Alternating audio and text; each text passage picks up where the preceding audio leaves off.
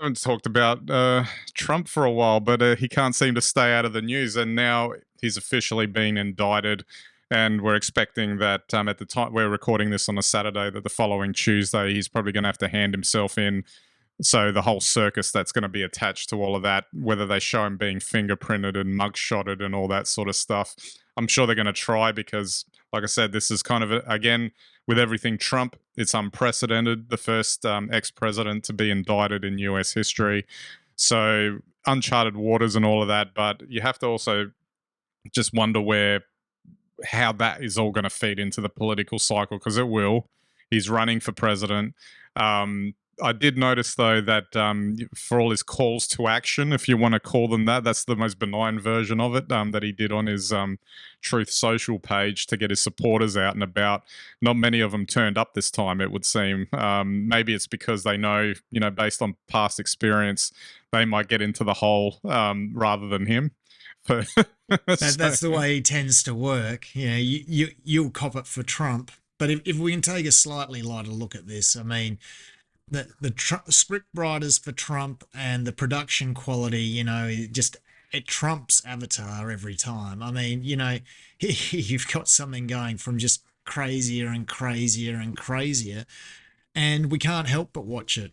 And I'm sure there is, maybe I wouldn't call it a conspiracy, but you'd have to say that the timing of this and these moves are designed to limit Trump's ability to run a campaign or nominate. Not that it will prevent him, but it could limit. And once again, as you've pointed out, his supporters don't seem so well. I don't know. Visible at the moment would be the other thing, but I mean, we've spoken about Trump a lot. I think he's certainly reset or set, I wouldn't say standards, but new benchmarks in how to drive, a marketing campaign about himself, and just always counterintuitively in some way he manages to spin this around to be a positive thing for himself and his attempt. Although it's possible he might not have the support anymore that he thinks he had.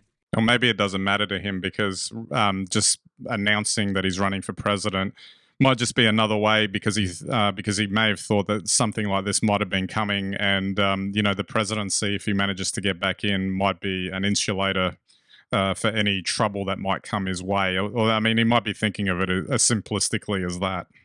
Oh, yeah. I wouldn't even begin to guess what he's thinking. I personally can't even see what his motivation to go back into politics would be. I quite honestly can't. I mean, great, you were president for 4 years.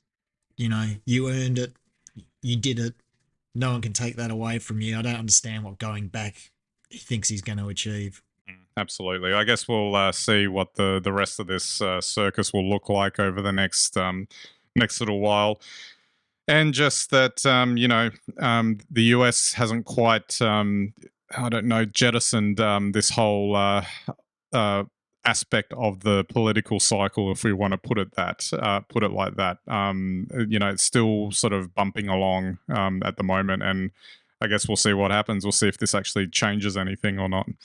Well, that's right. Given the landscape and that all the sort of pre-selection and who's going to run for the next presidency is just starting to emerge now, as you point out, the timing always drives, an intrigue in this story. So I guess, we'll see more over the next week.